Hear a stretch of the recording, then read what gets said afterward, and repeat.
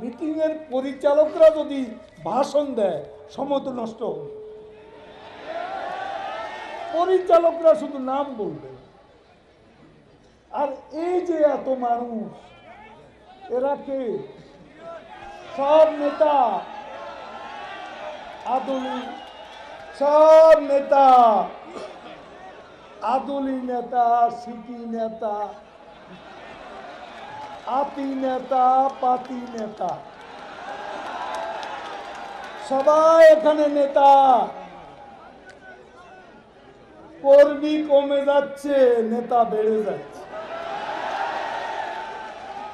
বাংলাদেশ মনে হয় এখন নেতা উৎপাদনের একটা কারখানা।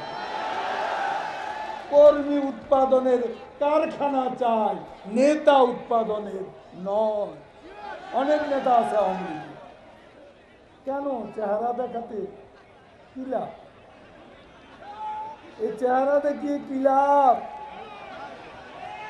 কর্ম দিয়ে, জনগণের কাছে আচরণ দিয়ে বড় হতে হবে, চেহারা দেখিয়ে।